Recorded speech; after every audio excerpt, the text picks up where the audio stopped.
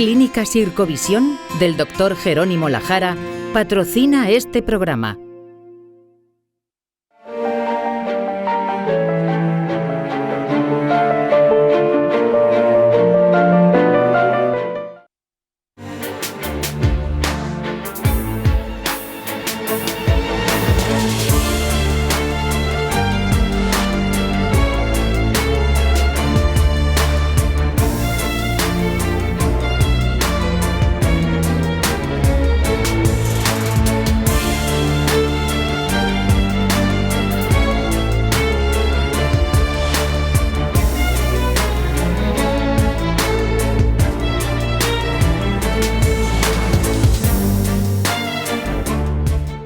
Bienvenido a La Salud en tus manos, un programa que hacemos aquí en Popular Televisión y que también emiten nuestros amigos del grupo Cadena Media.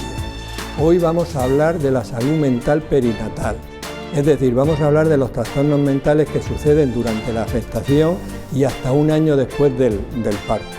Y os voy a dar un dato que es alarmante, hasta el 75% de las mujeres que tienen un trastorno mental en este periodo no consultan y por tanto no se les pone un tratamiento adecuado.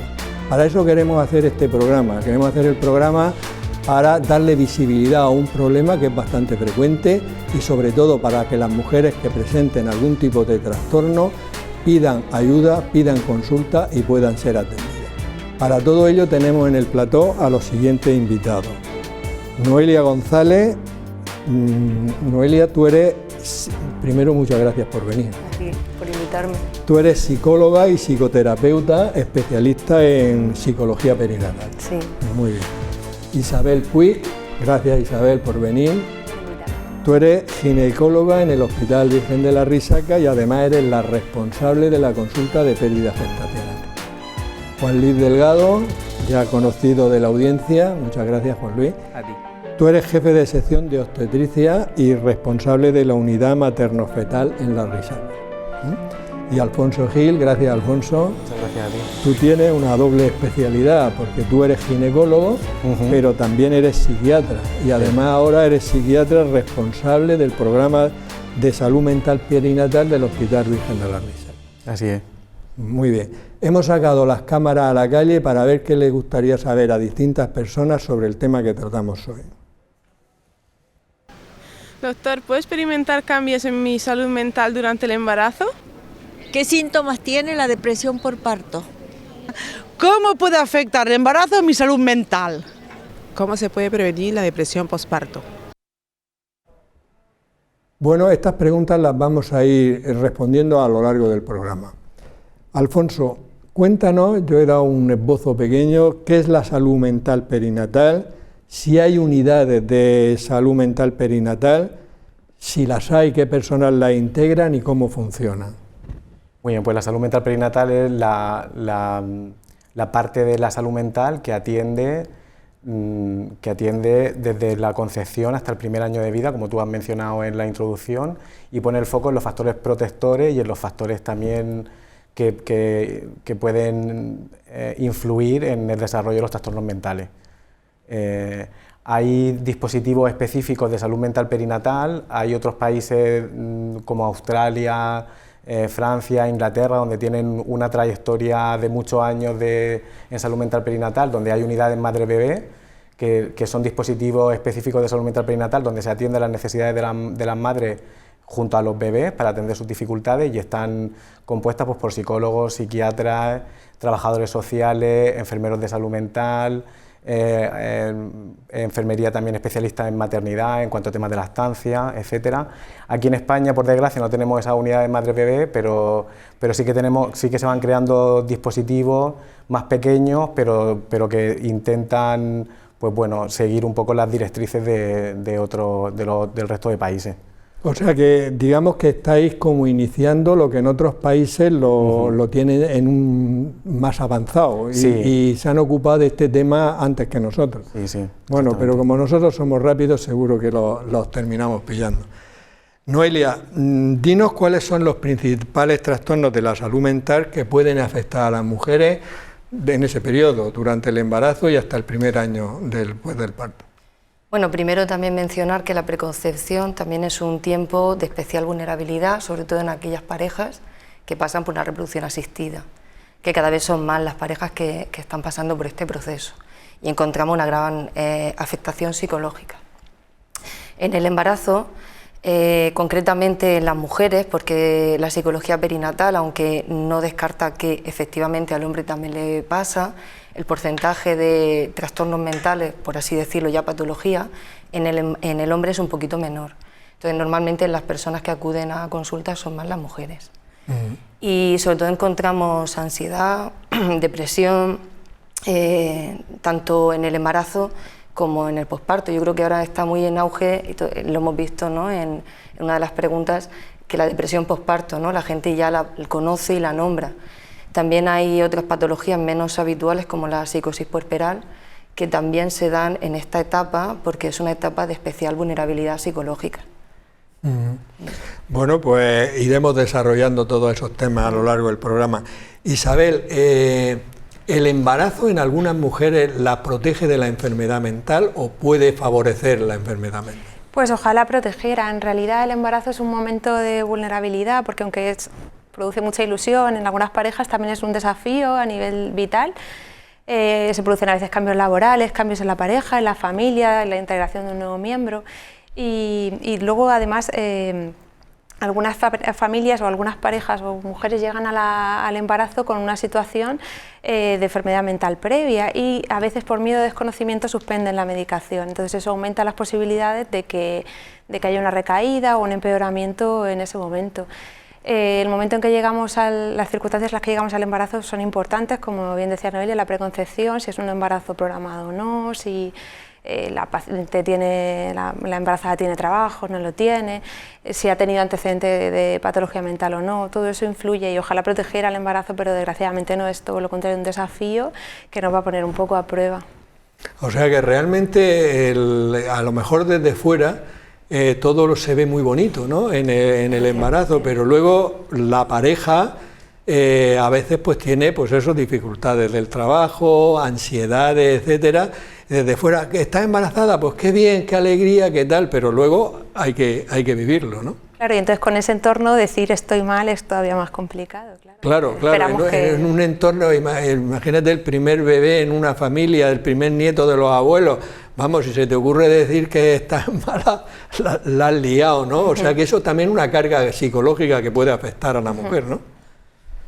Vamos a ver, Juan Luis, las causas más frecuentes de pérdida gestacional, ¿cuáles serían? Bueno, podemos hablar de pérdida gestacional precoz en el primer trimestre del embarazo y pérdida gestacional tardía, que el impacto también es muy importante en la salud mental de la mujer y por ende de la pareja. En el primer trimestre la mayoría de las pérdidas, de lo que comúnmente se llama aborto del primer trimestre espontáneo, suele ser por causa cromosómica. Son embriones que se han formado mal porque alguno de los gametos pues tiene una dotación cromosómica alterada, bien por edad de la madre o del padre o por alguna enfermedad hereditaria, y entonces pues el embarazo es interrumpido. Cuanto más precoz es la interrupción del embarazo de forma espontánea, quiere decir que el daño a nivel cromosómico es mayor.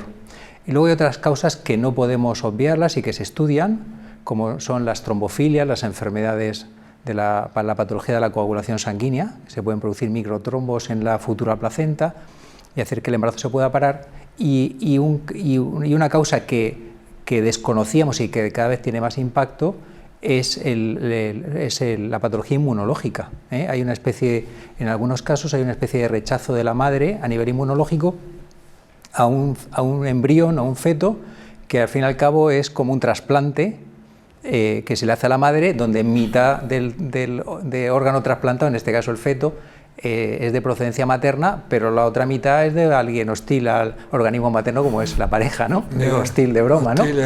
Es algo a nivel inmunológico, es muy distinto, ¿no? Pues estos mecanismos inmunológicos pueden fallar de tolerancia inmunológica que tiene la embarazada y producir este rechazo al embrión. Estas son las cosas principales en el primer trimestre. Al final del embarazo es el gran reto de ahora mismo de la sociedad actual, es la prevención de la muerte perinatal. De hecho, la Organización Mundial de la Salud se ha planteado estrategias a nivel mundial para disminuir la cantidad de niños que mueren en el vientre materno antes del nacimiento. Esto es una tragedia de un impacto, porque es cierto que perder un hijo es una pérdida siempre, desde el primer minuto de embarazo hasta el final, pero la carga de ilusión y de esperanza que tiene un embarazo se viene abajo cuando esta muerte se produce a lo mejor el día antes de la fecha del parto, ¿no? Entonces, pues es un misterio. Hay muchas causas, sobre todo ahora mismo estamos luchando contra la insuficiencia placentaria. Hemos hablado en otros programas lo importante que es cribar la preeclampsia, calcular el riesgo de preeclampsia para poder prevenirla con aspirina y también diagnosticar bien los bebés que dejan de crecer durante el embarazo, que se llaman los embarazos con restricción de crecimiento fetal, ¿no? El CIR, comúnmente dicho, ¿no? Se ha visto que de todos los niños que fallecen antes del nacimiento, 1/3 dejaron de crecer justo antes de la muerte. Entonces, por eso todas las ecografías del embarazo del tercer trimestre a nivel nacional e internacional se han retrasado al momento justo del embarazo a término de la 36 semana, para detectar a ese grupo de bebés que han dejado de crecer y que están en más riesgo de morirse, y por eso sacarlos antes de tiempo, antes de que pueda ocurrir la muerte del feto. O sea que, claro, es lógico que realmente si hay una muerte del feto unos días antes de nacer, el impacto psicológico es brutal y no tiene que ver, aunque también afecte, con un aborto en el primer trimestre o en eso, porque claro, ya lo que tú has comentado, Juan Luis, la carga ya la ilusión está para llegar y en el momento de ese se interrumpe. O sea es cierto que el impacto afectivo varía en cada mujer. De hecho, fíjate que a nivel institucional se ha sustituido el término de registro de criaturas abortivas por el registro de hijos que se han perdido, ¿no? Y se les ha dejado de llamar criaturas abortivas, ¿no? Yeah. Y ha habido una demanda social de muchas madres porque esos bebés que han fallecido precozmente en el primer trimestre incluso sean registrados en el libro de familia, porque es cierto que para los médicos, para nosotros un aborto es el 10% de los embarazos, pero para una familia y para una mujer el impacto es cierto que es variable, pero es muy importante, es un hijo que ha perdido. Totalmente. En nuestra sección Palabras de Médicos, nuestro profesor de latín y griego, Juan Carlos Ferre, y nuestra experta en traducción, Mariluz Soler, nos van a hablar sobre el origen de ciertas palabras relacionadas con el tema de hoy. Muy buenas, en el programa de hoy vamos a hablar sobre la salud mental perinatal. Pues empezamos con la palabra salud o saludo, que tienen el mismo origen, pues desear a alguien la salud es igual a desear que alguien esté bien, y mental hace referencia a lo psíquico frente a lo físico. Y perinatal viene del griego peri, alrededor de, y natal, de nacimiento, y hace referencia al periodo que va desde que nace el niño hasta aproximadamente el año. Pues empezamos, si quieres, con la depresión, que es bastante habitual. Aunque se utilice el término depresión posparto para describir los trastornos mentales, existe una variedad alrededor de esto que puede aparecer durante el embarazo. Y una de ellas es la depresión, como bien has dicho. La depresión viene del latín depressio, depresione, que significa hundido, pero hundido por completo, con esa D delante, y puede hacer referencia a una persona o incluso al terreno en geografía. Una depresión también pues es algo sí. muy hundido. Otra enfermedad es el pánico posparto. Esta es otra afección de salud mental. Pánico etimológicamente deriva del dios Pan, que hacía apariciones repentinas en las noches, y esto causaba terror en la gente. Es una de las peor entendidas, como suele pasar con las enfermedades mentales, ¿no? Pues sí, todo el mundo entiende cuando ve a alguien con una escayola el dolor que puede sufrir, pero una depresión, este tipo de enfermedades mentales, hasta que uno no lo vive en sus propias carnes o en su propia mente, no lo puede comprender.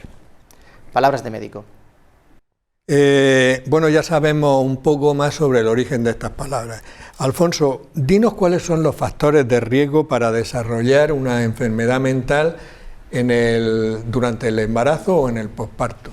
Pues bueno, los factores de riesgo son factores individuales que tienen que ver con si uno ya tiene una patología mental previa, ansiedad, depresión, trastorno bipolar, un trastorno obsesivo compulsivo, que como hemos dicho el embarazo no protege de estas patologías y puede incluso empeorarlas, ¿no? Eso sería como el primer factor de riesgo, el ya padecer un trastorno mental, el que también a nivel familiar haya antecedentes de patología mental, sobre todo en la etapa perinatal, también puede ser un indicador de cierto riesgo.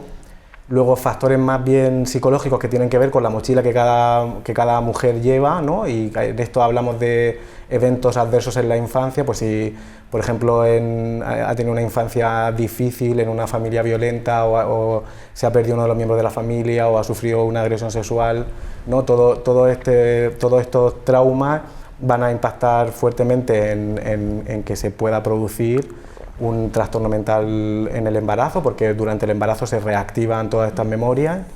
Y luego podríamos hablar también en un sentido más amplio de factores más sociales que tendrían que ver con la protección que tiene o si tiene una situación de violencia de género, por ejemplo, por parte de la pareja, que la violencia de género ha aumentado también en la etapa perinatal. Entonces, bueno, pues puede ser un factor de facilitador el tener una pareja que te apoye o todo lo contrario.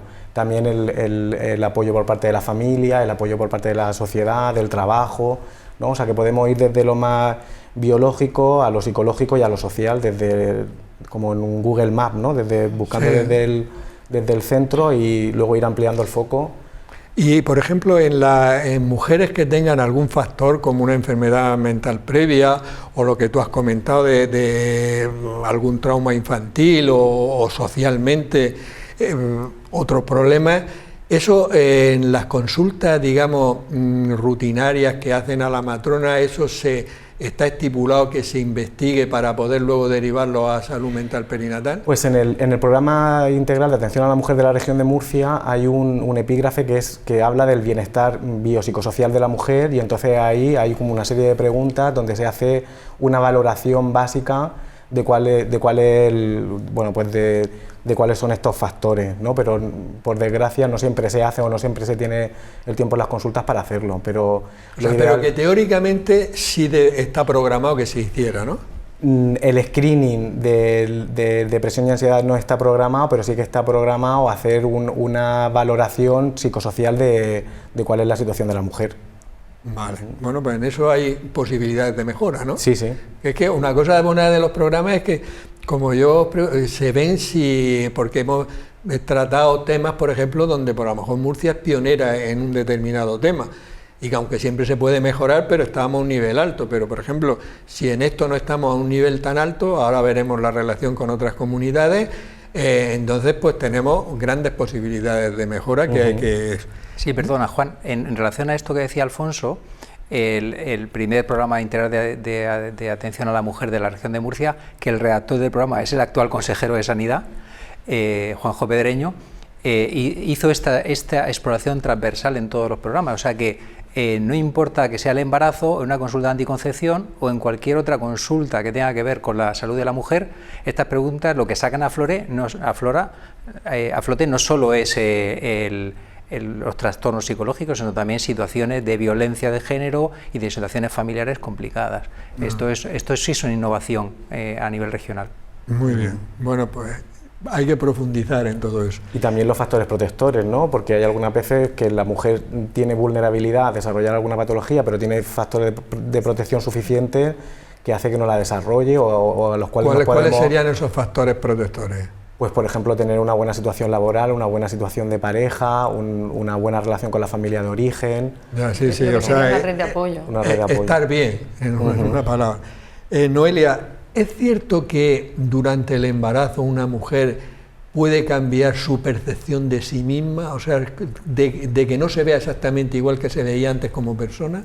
¿Qué hay de esto? Sí, de hecho, uno de los procesos psicológicos, vamos a decir normal, aunque no me gusta mucho esa palabra, pero que sucede, tiene que ver con una disolución del autoconcepto. Démonos cuenta que estamos abriéndonos a un nuevo yo, que es la mamá o el papá, ¿no? También pasa en ellos, pero de otra forma. Entonces, claro, es algo que, sobre todo con el primer hijo, no he tenido explorado. Ya sé lo que es ser hija, sé lo que es ser amiga, sé lo que es ser otra serie de roles, pero no sé lo que es ser mamá. Entonces se destruye, por decirlo así, salta por los aires el autoconcepto, que es la idea que yo tengo de lo que yo soy, para darle cabida a este nuevo yo, que es la conducta maternante, el rol maternante. Entonces sí, se produce un cambio total en la identidad, y de hecho las mujeres lo nombran. Estábamos ahora hablando de patología mental, pero también hay muchos procesos psicológicos que no son patológicos, que son propios de la situación de embarazo y que también van a cambiar sus circunstancias, las emociones cambian y están a flor de piel. Claro, que no es realmente una patología, como tú muy bien dices, mental, es simplemente decir, vamos, tú lo has explicado también, que eso, pero que, dice, bueno, yo ahora voy a ser mamá, tengo un bebé, y no hay libros... Claro, ¿cómo es esto, no?, de maternal. Porque hay libros de alimentación, de tal y de tal, pero... Hay libros, pero luego lo vas a aplicar y no te sale, porque el niño no es como el del libro. Entonces tienen esa fea costumbre de cambiar las cosas, entonces tienes que ver el tuyo. El tuyo, y eso es estando con el bebé. Escribir tu libro. Escribir el propio libro del niño y de la madre, ¿no?, en esa interacción. Isabel, dinos qué es el duelo perinatal y si hay familias que tienen la desgracia de tener que soportar un duelo perinatal, si hay familias que se les ve que lo pueden aceptar mejor que otras. El duelo perinatal es el que se produce cuando se pierde un bebé durante el embarazo o en las semanas posteriores al nacimiento. Hay un duelo también que podríamos un poco incluir aquí, que es el duelo por el hijo sano, que es cuando el bebé va a nacer, pero informamos de que va a tener alguna enfermedad, alguna malformación y tenemos un poco que renunciar al concepto del bebé que íbamos a tener. Ahora es bebé, pues no es un niño sano, es otro problema. Y entonces dentro de ese duelo que se produce, las pacientes que en general podemos saber por nuestra experiencia clínica que van a ir mejor, están las pacientes que tienen una buena red familiar y social, que pertenecen a alguna comunidad con mucho apoyo, que tienen una familia que las acoge mucho, que les deja el espacio para expresarse. Y también se ha visto que las familias que tienen otros hijos anteriores, hacen un duelo un poquito mejor. La edad gestacional en la que se produce la pérdida del bebé muestra una relación débil con respecto a la intensidad del duelo. Pensaríamos, pues como hemos hablado antes, que el bebé que fallece al final del embarazo es el que más produce un duelo más intenso. Y en parte sí, pero no siempre, porque hay parejas que tienen una pérdida en el primer trimestre y vienen de un tratamiento de reproducción asistida durante muchos años, que todos sus amigos tienen hijos, que llegan muy desgastados a ese punto y tienen una pérdida el primer trimestre y hacen un duelo patológico, porque les duele de una manera diferente, no tanto por la edad gestacional, sino por todo lo de alrededor. También se ha visto que las pacientes que tienen una buena relación de pareja mejoran, hacen un duelo un poquito mejor. En general, lo que decíamos antes, si estás bien, si todo tu entorno tienes una buena red, pues haces un duelo mejor. La manera de afrontar los problemas en la vida también se ve que influye. Si esas parejas han tenido otros problemas y los han sabido solventar, lo más normal es que tengan herramientas para defenderse en este duelo. Si es el primer problema en el que se plantean, se presentan, o cuando han tenido otros problemas han hecho patología mental, pues nos tiene que poner un poco en alerta de que pueden complicarse ahora. Ya. Sí, la verdad es que oyes, pero esto el que no lo vive no lo puede comprender nunca, pero tú lo oyes en la calle, pues porque ahora muchas mujeres se quedan embarazadas ya a edades un poco avanzadas y tal, y tienen a lo mejor un problema y lo oyes en la calle, pero realmente no te dan la idea de lo dramático que puede ser, y de ahí la importancia, por ejemplo, de tu consulta no, es que es así.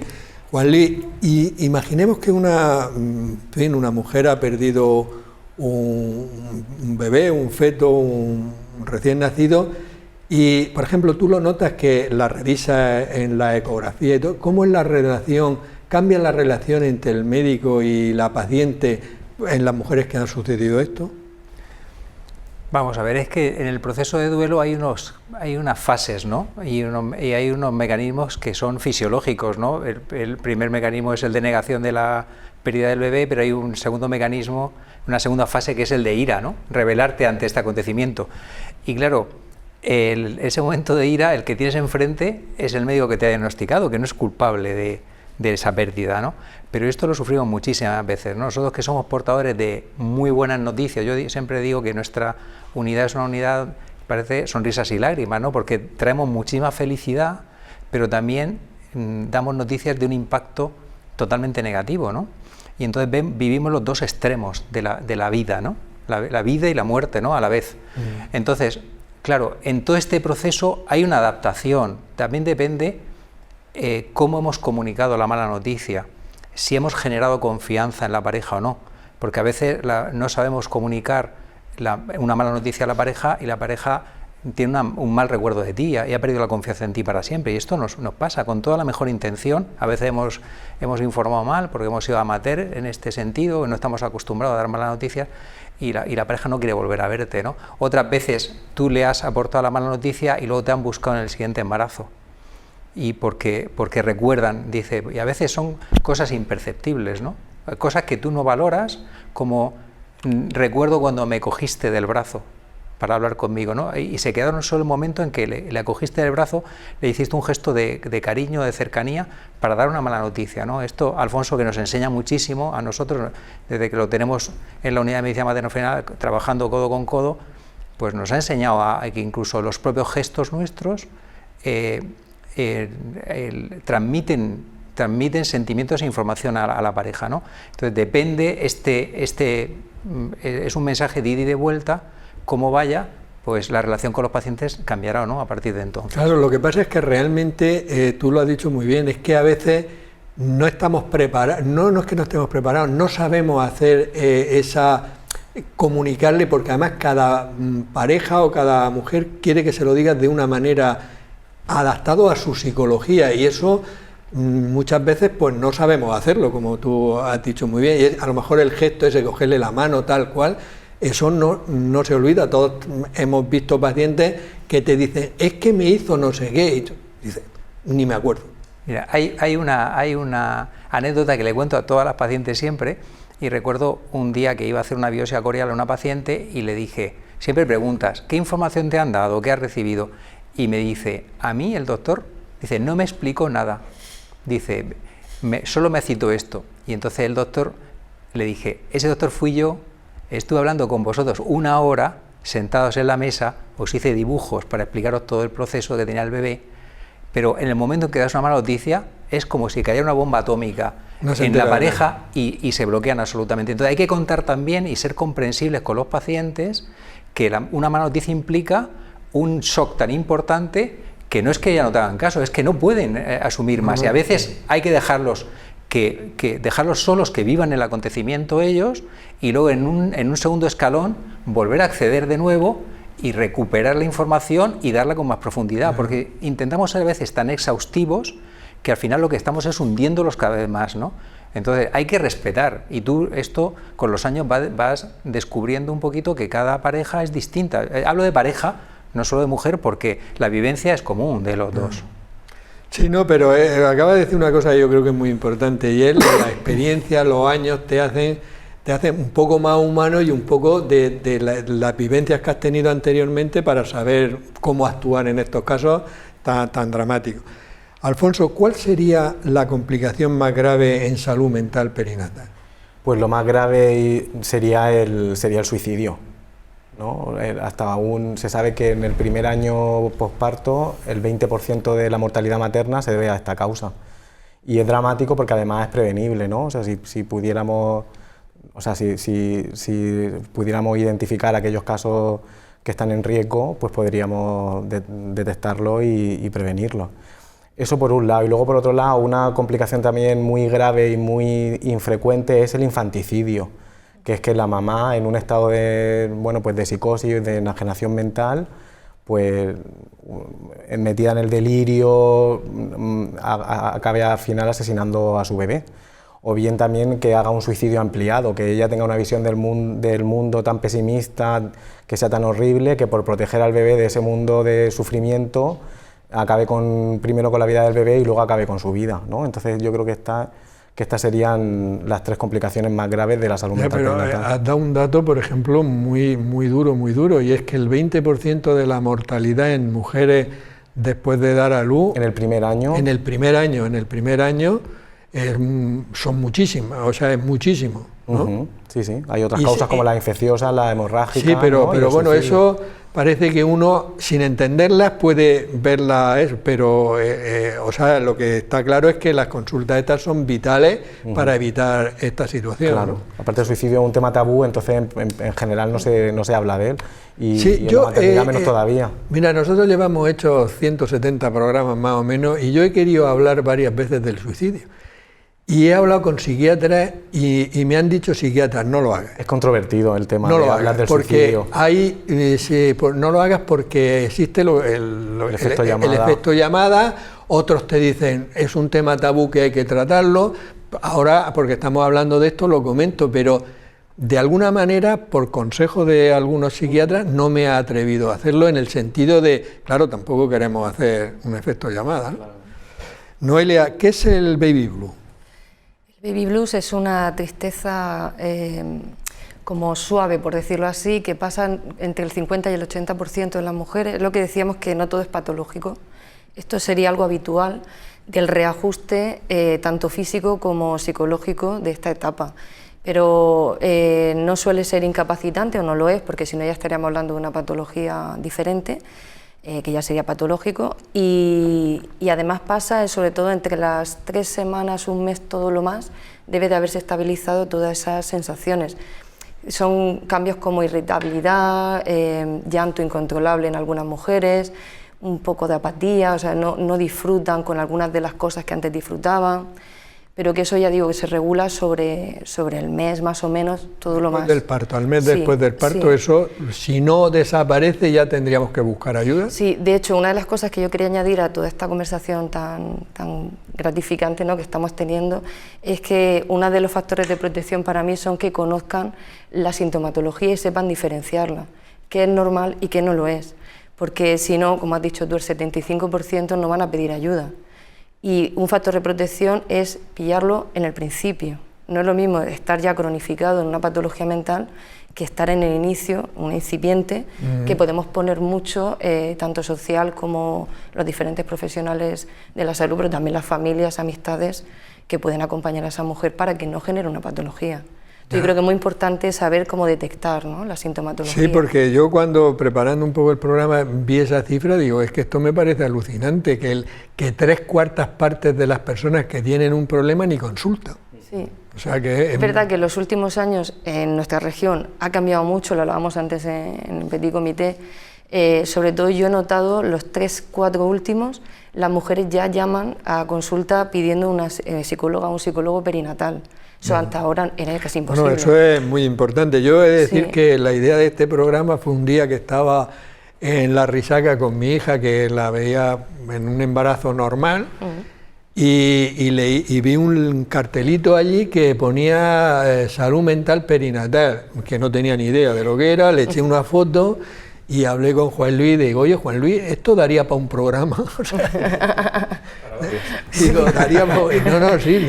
Esto solamente estamos hablando del inicio. Ya, no, me di cuenta que... realmente me di cuenta que era un tema muy... Y ya cuando empiezas a buscar cosas, muy, muy importante. O sea, y por eso estamos aquí. Que puede afectar a largo plazo a esa familia, a esa mujer, a ese bebé, a los otros hijos que también tienen a su cuidado, si ya tienen hijos previos.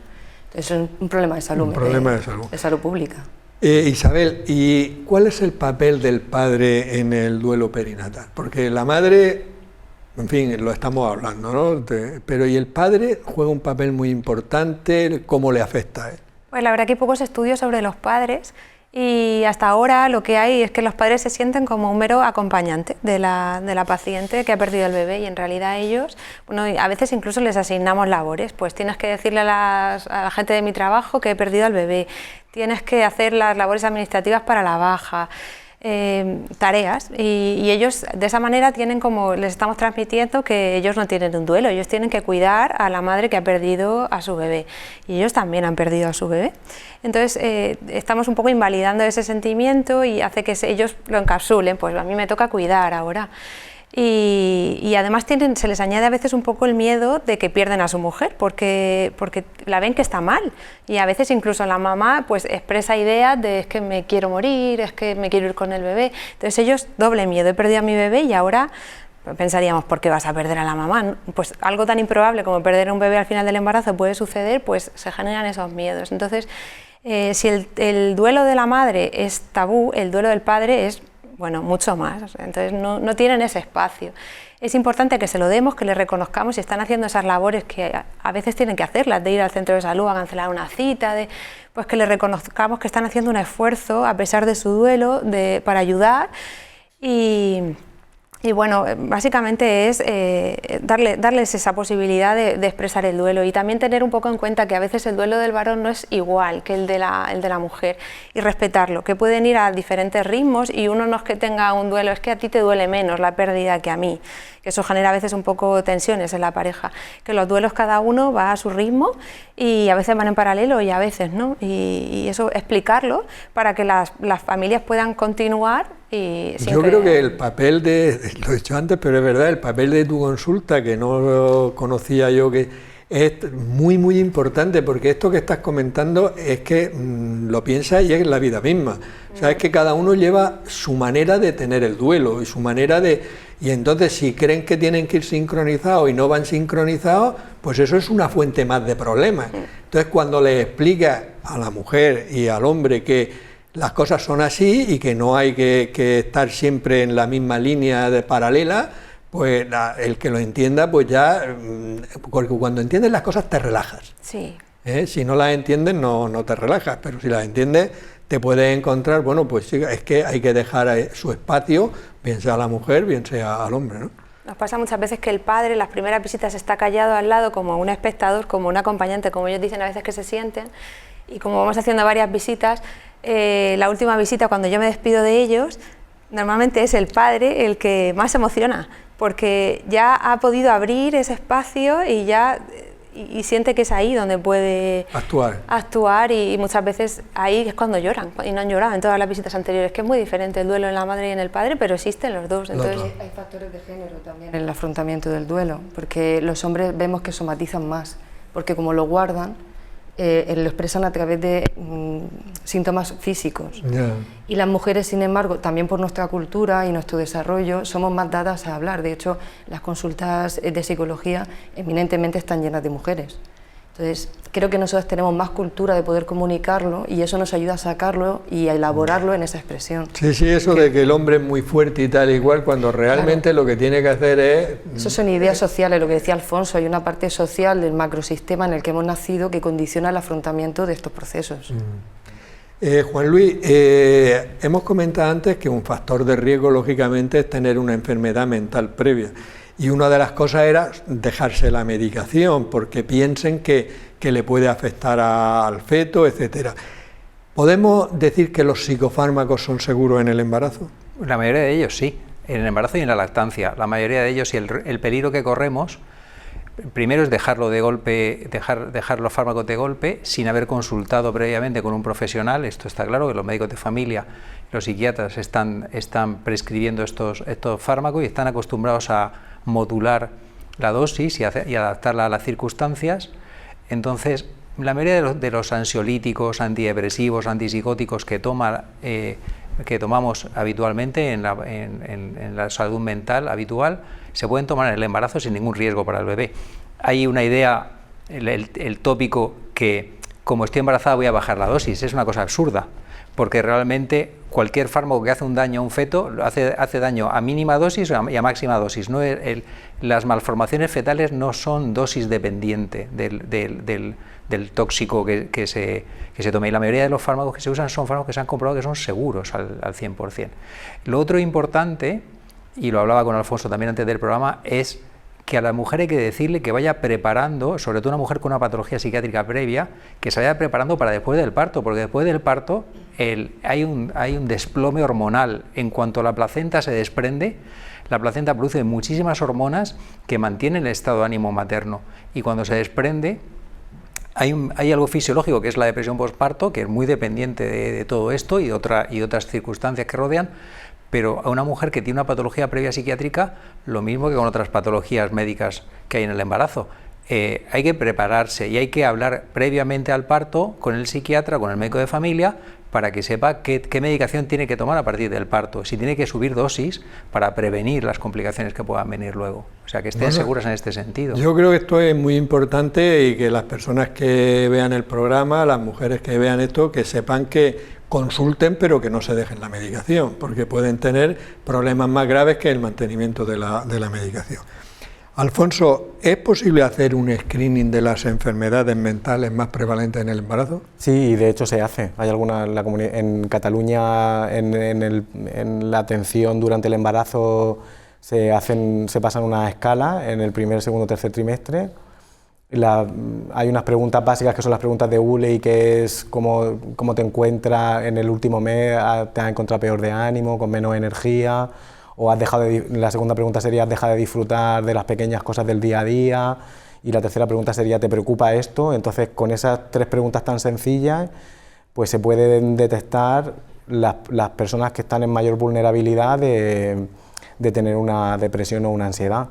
Después de estas preguntas, lo que se hace es pasar una escala que se llama la escala de Edimburgo, que es un test con 10 preguntas que sirve para el embarazo y el posparto para ver síntomas de depresión, y dependiendo del punto de corte, pues ya se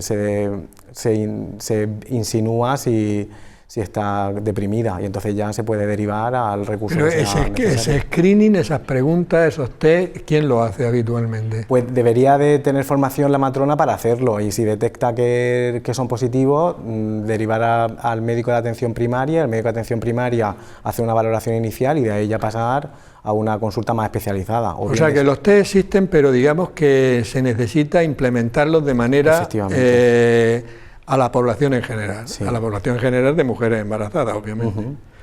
Bueno, pues vamos a dar paso a la publicidad.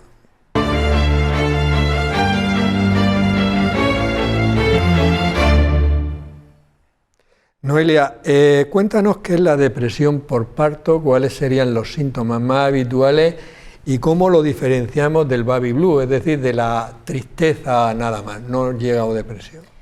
Pues los síntomas de depresión postparto son pues muy característicos como de otras depresiones, por ejemplo, la apatía, la falta de funcionalidad también en la vida de esa mujer, que llega a no poder siquiera a veces, en algunos casos más graves, atender a su bebé, o encuentra bastante dificultad en la atención a esa criatura, igual que también puede estar afectando al vínculo con el bebé. También encontramos llanto incontrolado, cierta irritabilidad puede tener. La diferencia grande tiene que ver con la duración y la incapacitación de esa mujer. Es decir, la depresión postparto no se resuelve al mes, sino que se prolonga en el tiempo y incapacita, es decir, hace que la persona no sea funcional. Ya. Sí, antes habías comentado que el baby blue desaparece al mes, o sea que sí, cuando se regula, como ha dicho el compañero, cuando esa caída hormonal también se estabiliza, a nivel psicológico también hay una estabilización. Pero la depresión postparto no, se mantiene en el tiempo y la gravedad es mucho mayor de esos síntomas. Ahora hablaremos de los tratamientos con Alfonso porque han salido fármacos bastante novedosos. Sí, a mí me gustaría, al hilo de lo que decís, romper con un mito que hay de que si no rechazas al bebé no es depresión postparto. Sí. ¿No? O sea que hay gente que me dice, no, yo no tengo depresión postparto porque yo no rechacé al bebé. No tiene que ver con eso, no tiene que ver con rechazar o no al bebé, no. Tiene que ver con la sintomatología que explica Noelia y con el grado de disfunción que genera. Yo como endocrino y desviación profesional, una de las cosas que, por supuesto, que todos los médicos descartan siempre es la tiroiditis postparto, que puede ir asociada tanto a un hipertiroidismo como a un hipotiroidismo, y eso se puede confundir también con una depresión postparto, pero el diagnóstico es tan fácil como hacer una hormona tiroidea, o sea que eso no ha lugar. Antes sí, cuando no se determinaban las hormonas tiroideas había muchos problemas, pero ahora tú a la mujer en el postparto le haces una hormona tiroidea, vamos, a las personas que presenten síntomas y puedes diferenciarlas perfectamente. Vamos a ver, Isabel, si una mujer ha perdido el bebé en un embarazo, ¿qué estrategias seguir en un embarazo posterior? Porque claro, el miedo es libre y deben tener y mucho. Lo primero que sienten es desconfianza, han perdido la confianza en el sistema, porque ellos sienten que han ido a todas sus citas, a todos sus controles y a pesar de ello el bebé ha fallecido. Entonces no tienen confianza de tener un nuevo embarazo y que nosotros podamos salvar a ese futuro bebé. Entonces tenemos que explicarles, lo primero, asegurarles que vamos a buscar en toda la medida de lo posible la causa de por qué falleció el bebé anterior. Que lo vamos a buscar, a lo mejor no en el 100% de los casos llegamos a saberlo, pero simplemente la tranquilidad de que hemos hecho todo lo posible por buscarlo ya les calma mucho y les hace sentir que nos importan. Y luego también explicarles, si se quisieran embarazar de nuevo, aunque no te hayan manifestado la idea del embarazo todavía, cómo lo llevaríamos, porque es que hay veces que si no saben qué posibilidades tienen reales de tener un bebé sano en casa, cómo vamos a hacer el seguimiento de ese embarazo, es que no se atreven, es que tienen tanto miedo que ni se lo plantean. Entonces, con todo eso, una vez que se embarazan, yo les explico siempre que bueno, que es un embarazo que se lleva con mucho sufrimiento. Nosotros les hacemos un seguimiento específico, primero con la patología que haya causado el fallecimiento del bebé y luego un extra simplemente por lo que les ha pasado, para darles tranquilidad y poco a poco conseguir que vayan disfrutando el embarazo, que aún así es sufrido, pero también se disfruta con mucha intensidad porque saben lo que es perderlo, entonces también viven las cosas alegres con muchísima alegría. Juan Luis, ¿en algún momento se olvida lo sucedido cuando se pierde un bebé durante el embarazo? Yo creo que no. Yo creo que no, se tiene siempre presente. Es cierto que este bebé, el bebé después de una pérdida que se llama bebé arcoíris, porque es, después de la tormenta, ¿no?, parece que sale el sol, ¿no? Y este bebé pues es una nueva esperanza, ¿no? Pero una pérdida es una pérdida, y es cierto que eso se curará, pero siempre quedará presente. Yo tengo una íntima amiga mía que ha perdido 2 hijos, ya más avanzados, y ella dice, no me gustaría que se olvidara que estos hijos han sido mis hijos. Y los he cuidado durante años, porque tenía una enfermedad degenerativa, neurodegenerativa, pero dice, parece que es olvidarlos, ¿no? Que ya hemos desmontado la casa, y se ha transformado todo y no han existido, ¿no? Han existido y han tenido un tiempo en la vida y ha tenido un sentido.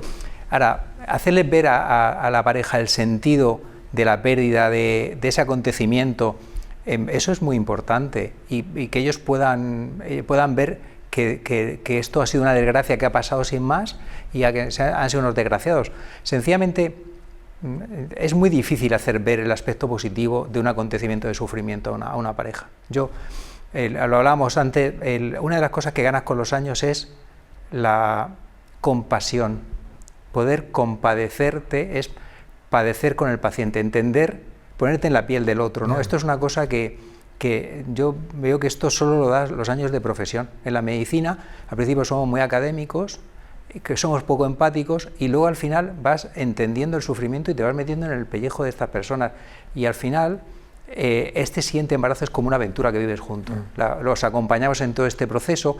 Hay una cosa que ha dicho Isabel que es muy importante y que no hablamos de esto y es el cierre del proceso del duelo. Sí, quería yo que Isabel me comentara una historia que tiene ella precisamente sobre lo que acaba de decir, el cierre del proceso, ¿no? Porque tú cuando abriste la consulta de gine, de duelo perinatal, te encontraste con una situación. Cuéntanoslo porque es realmente muy ilustrativa. El doctor Delgado me encargó que empezara esa historia y entonces había una carpeta de muchos estudios de bebés que habían fallecido que no se habían entregado a las pacientes, porque hasta ese momento si las pacientes lo solicitaban se le daba y si no, pues ahí quedaba.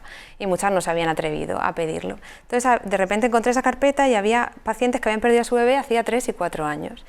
Entonces dije, la voy a llamar ahora, después de tanto tiempo, habían tenido otros hijos, la vida pues para ellas había seguido y pensaba, le voy a remover ahí todo y entonces dije, pues voy a pensar que en realidad la decisión la tienen que tomar ellas, no la tengo que tomar yo por ellas, de que este proceso se ha cerrado, lo tienen que decidir ellas. Entonces las llamé y un montón de pacientes vinieron, muchísimas, pero no son los que vinieron, es que vinieron y lloraron por su bebé que había fallecido hacía 4 años. Y me dieron las gracias, entonces me enseñó muchísimo, porque primero a no tomar la decisión por ellas y segundo a que hace falta eso a veces para cerrarlo.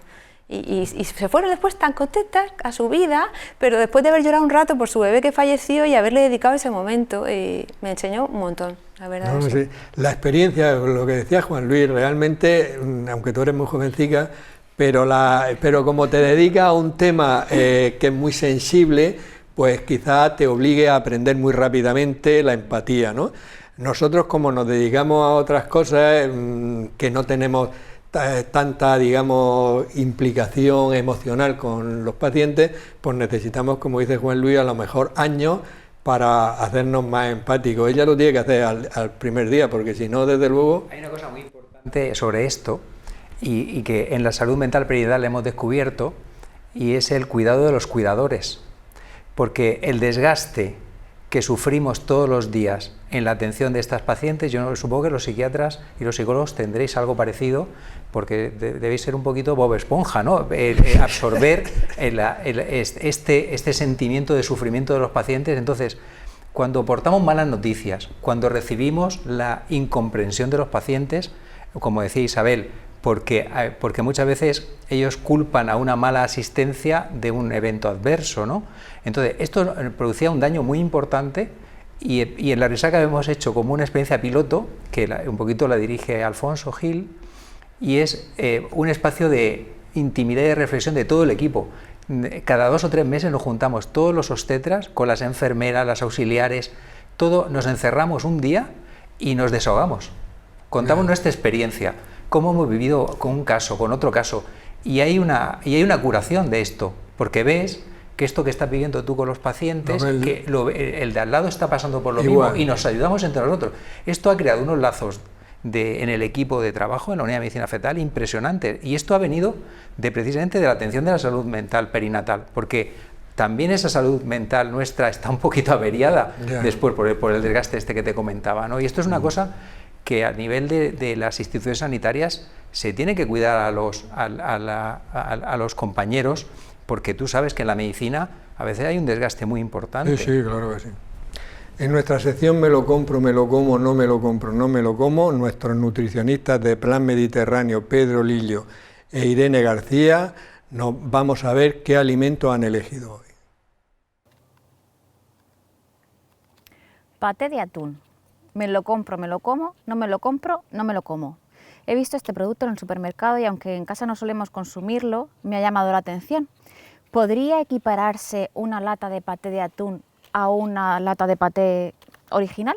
Bueno, a priori ya te comento... De atún, perdón, original. Sí, a priori te comento que no, ¿vale? Pero no obstante, si te parece, leemos el etiquetado de información nutricional y los ingredientes y vamos tomando un poco conciencia. Ingredientes, atún, entre paréntesis, 35%. Por lo tanto ya, si quieres seguimos leyendo, pero no hay mucha duda, ¿no? Aceite de girasol, puré de patata, tomate, albúmina de huevo, zumo de limón, azúcar, proteína de leche, sal, fécula de patata, soja. Bueno, ya ves que además no solamente no se le asemeja en absoluto al atún al natural o en aceite de oliva, ya sea en girasol o en aceite de oliva virgen o aceite de oliva, sino que bueno, es un producto ultraprocesado. Tiene un montón de elementos entre los que se encuentra pues el azúcar, ¿no? O las féculas, o proteína de leche. Si te parece, leemos la energía. Tiene una carga calórica de 240 kilocalorías, un atún estándar en un aceite de oliva o de girasol, tiene unas 250 y tantas, 260 por 100 gramos de producto. Luego, si te parece, comentamos también las composiciones. Aquí tenemos grasa 19 gramos, de los cuales saturados son 3,1, el perfil lipídico es razonablemente bueno, hidratos de carbono 5 gramos, todo esto es por las féculas, efectivamente, y de los cuales azúcares tiene 1 gramo, no es mucho, pero está adicionada. Bueno, luego tenemos proteína 11 gramos, verás que luego en los atunes, tanto al natural, al fresco, como en los atunes en conserva, se dispara la carga calórica en cuanto a proteínas se refiere, es decir, la concentración proteica, y la sal tiene 1,5 gramos, que es una cantidad en sodio significativa, sobre todo para aquella paciente o aquel paciente que tiene pues una insuficiencia renal, o que tiene una insuficiencia cardíaca, o que tiene una hipertensión arterial. Desde luego, así a priori, no me lo compro y no me lo como, pero si te parece comparamos si quieres, con un tenemos atún. Por aquí el atún en conserva de aceite vegetal tradicional. Efectivamente, esto es una pandereta de atún, en el que encontramos que el ingrediente es atún y aceite de girasol. Solamente 2 componentes, es un alimento que denominamos procesado, un enlatado. Valor energético 260, como te comentaba anteriormente, las grasas 19, de las cuales saturadas 2,5, perfil lipídico saludable, hidratos de carbono 0, de los cuales azúcares 0, fibra alimentaria 0, proteínas 22 gramos, y de sal tiene 0,7, menos del gramo. Fíjate que pese a ser una conserva y ser un medio de conservación importante, el cloruro sódico, la sal, pues está muy por debajo, la mitad, que este otro. Por lo tanto, producto embotado, enlatado, de un producto natural, procesado, maravilloso. Yo somos fan totales de las conservas de cierta calidad o de calidad, y desde luego nada tiene que ver con ese otro que ni se le asemeja ni podemos decir ni siquiera que son primos hermanos o primos lejanos. Yo supongo que este producto pues se consume en general como algo socorrido para los bocadillos de los niños, ¿no? No es sustitutivo. Absolutamente. Tú piensas que el atún, por ejemplo, tiene vitamina A, el atún natural o enlatado, vitamina A, vitamina D, omega 3, fósforo. Sí, bueno, aquí dice magnesio, fuente de omega 3. Efectivamente, pero es una cuestión meramente marketingiana porque tiene 35% de atún real, selenio, B12, es decir, que esto es incomparable desde el punto de vista nutricional. Proteína, el doble. El doble de proteína. O sea que creo que está bastante claro. En ninguno de los aspectos podemos anteponerlo al atún tradicional. Sin duda alguna. Entonces no me lo compro y no me lo como. Lo no tenemos me lo compro claro. Y no me lo como. Alfonso, hemos hablado de la depresión postparto, de la diferencia con el baby blue y bueno, parece ser que hay unos tratamientos para la depresión postparto bastante efectivos que van a cambiar un poco el pronóstico, por lo menos es lo que he leído yo. Ahora, tú como especialista, uno que he leído se llama zuranolona. Cuéntanos ese fármaco. ¿Cuándo ha salido? Porque la zuranolona es muy reciente, yo creo que es este verano, no está aprobado todavía en Europa, está aprobada por la FDA en América y tiene unos estudios a corto plazo que han demostrado que es un tratamiento superior al placebo y lo interesante de este fármaco es que es el primer fármaco que tiene indicación para la depresión postparto. Hay otros antidepresivos que no tienen esa indicación, pero este en concreto sí.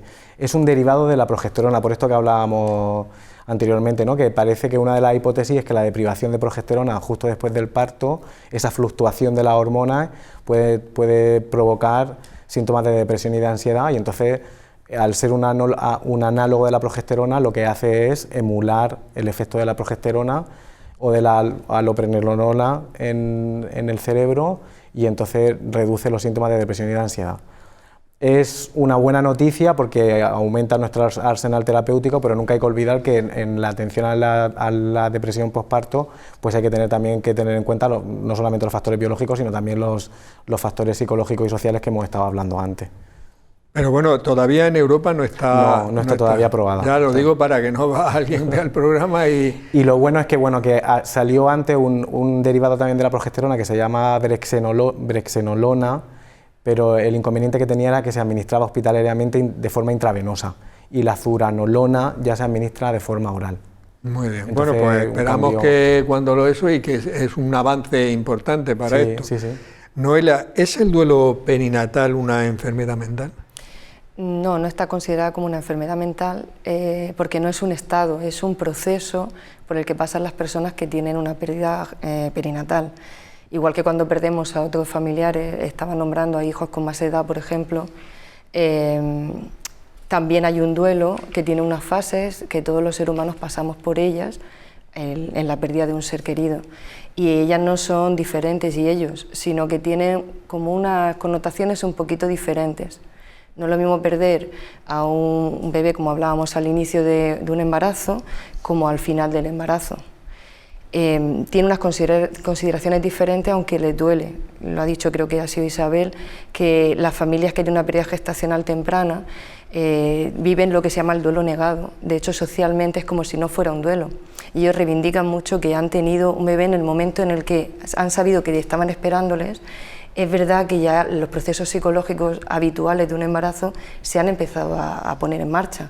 Entonces, hay una interrupción más allá de la parte fisiológica, sino de ese proceso que tenía un recorrido, es verdad que corto, pero también hay un sufrimiento y unas emociones a tratar en ese duelo. Bueno, llevamos ya una hora, prácticamente hemos terminado el programa. La verdad es que me quedan aquí preguntas muy importantes, muy interesantes. Creo que haremos otro programa para continuar y también, ¿por qué no?, para ver si estas cosas que tenemos posibilidades de mejora, los test de screening, a ver si de verdad se incorporan, a ver si las unidades, que tenía preguntas sobre las unidades, se crean más, etcétera, etcétera. Quiero terminar con un último mensaje de cada uno de vosotros. Empieza tú, Alfonso, por ejemplo. Pues mi mensaje es de agradecimiento, porque para mí una forma de mejorar la salud mental perinatal es sensibilizar, empezar por la sensibilización, por la formación para después actuar, y entonces pues bueno, pues te agradezco que hayas tenido, ¿no?, en consideración tratar este tema en el programa. Me quedo con eso, con lo el agradecimiento. El agradecimiento es mutuo, porque si no venís no hay programa, pero yo he de decir en mi desconocimiento hasta que di una foto ahí, como he comentado antes.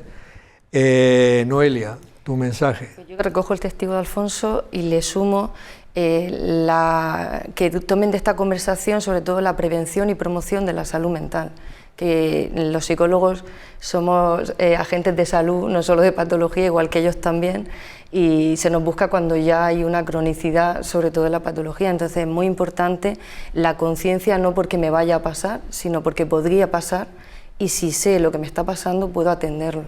Entonces, desde aquí que tomen toda esta información para la prevención. Muy bien. Isabel.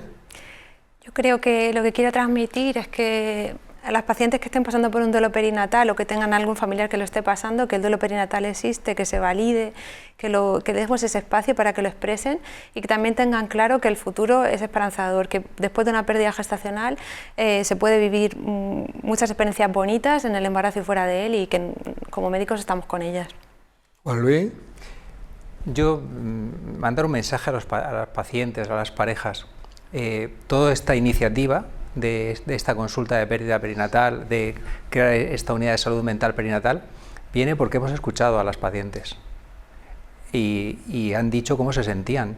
Pues unas valientes se han atrevido a contar sus sentimientos a la estructura sanitaria, a los médicos. Porque todo esto viene de mis conversaciones en mi despacho con muchas mujeres que han perdido los hijos para que me contaran cómo estaban, nada más. Y entonces que confíen en la estructura sanitaria. Yo tengo hijos, tú sabes que tengo nietos como tú, que han nacido en Inglaterra, y la sanidad murciana es una sanidad de lujo.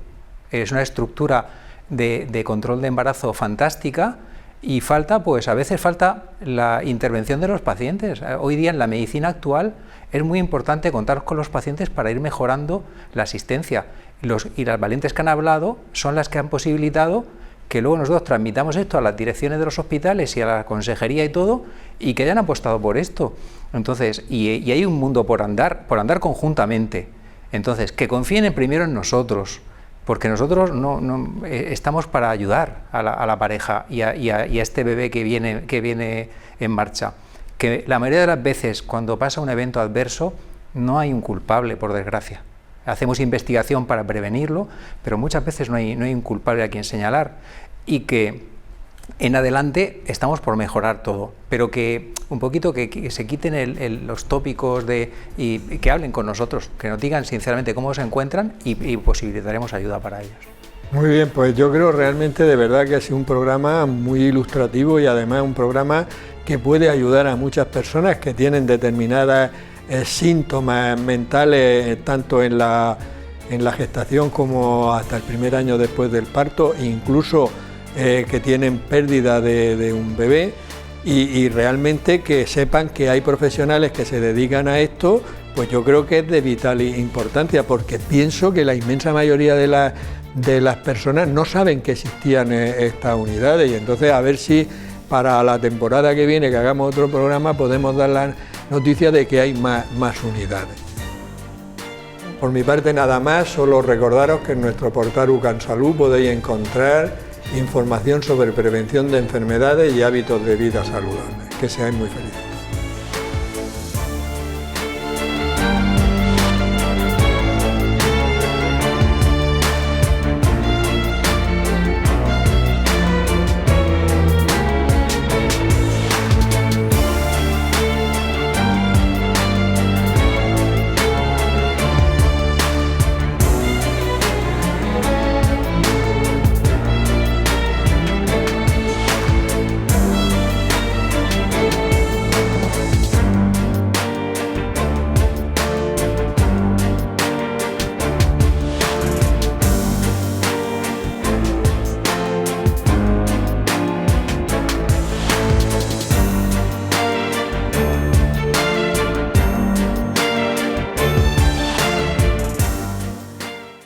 Clínica Sircovisión del Dr. Jerónimo Lajara patrocina este programa.